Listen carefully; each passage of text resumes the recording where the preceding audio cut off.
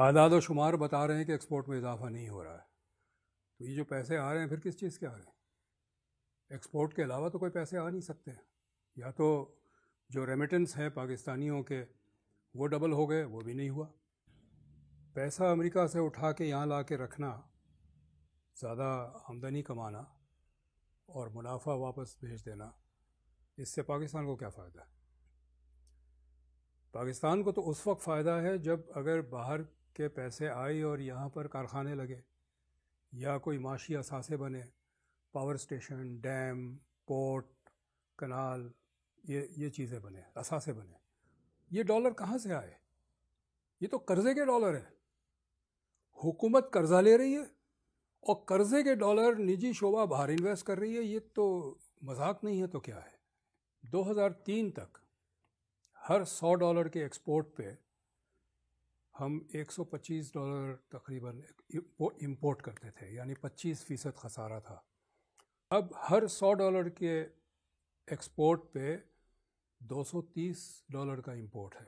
جو 25% کا خسارہ تھا وہ 125-130% خسارہ ہو گیا۔ یہ نہ تو ریمیٹنس کور کر سکتا ہے، نہ کوئی اور کیپٹل انفلوز کور کر سکتا ہے۔ ہم نے مجبوراً قرضے لینے ہیں۔ تو پہلا میرا مطالبہ یہ ہے کہ جو غیر ضروری امپورٹس ہے اس پہ بین لگا دیں۔ 1/3 بچے پاکستان میں میل نیوٹریشن کا شکار ہے، اور یہاں کتوں اور بلی کے کھانے امپورٹ ہوتے ہیں۔ اس میں کتوں اور بلی کا شیمپو بھی ہے، قرضوں کے ڈالر سے۔ کھانے پینے کی کوئی چیز نہیں آ سکتی۔ سیب ہمیں نیوزی لینڈ سے منگوانے کی ضرورت نہیں ہے، چاکلیٹ ہمیں سوئٹزرلینڈ سے منگوانے کی ضرورت نہیں ہے۔ دوسرا یہ ہے کہ 17% GST پہ انڈسٹری کام نہیں کر سکتی۔ اس کو نیچے لے آئے 5% پہ، تاکہ کارخانے کام کریں، کارخانے لگے، نوکریاں بھی ملے گی اور ایکسپورٹ کے لیے سرپلس بھی ہم جنریٹ کریں گے۔ وہ ہمیں اخراجات کم کرنے پڑیں گے، غیر ترقیاتی اخراجات۔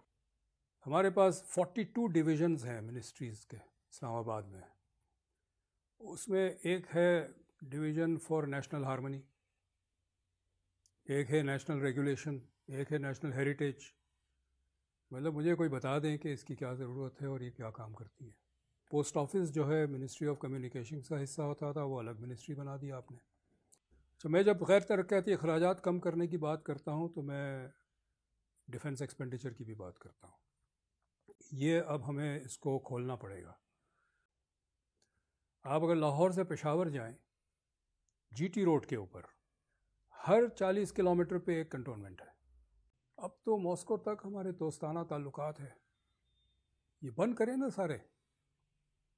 پہلی بات تو یہ ہے کہ میرا گھر کا خرچہ ہے کچھ اور آمدنی کم ہے، اور آمدنی بڑھنے کی کوئی اگر امید نہیں ہے تو میں خرچہ ہی کم کروں گا نا۔ جنگ کے لیے آپ کو ٹینکس چاہیے، وار شپس چاہیے، آرمرڈ کارز چاہیے، فائٹر پلینز چاہیے۔ یہ سب پیٹرول پہ چلتے ہیں۔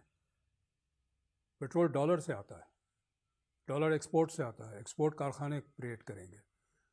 جہاں کارخانے بند ہو جائیں گے تو ڈالر نہیں آئیں گے، ڈالر نہیں آئیں گے تو ہم پیٹرول امپورٹ نہیں کر سکتے۔ ہماری ٹینکس اور ہوائی جہاز اور فائٹر پلینز اور یہ ساری چیزیں اپنے سائلوز میں رہ جائے گی، ہم جنگ نہیں لڑ پائیں گے۔ تو جنگ لڑنے کے لیے ضروری ہے کہ معیشت مضبوط ہو۔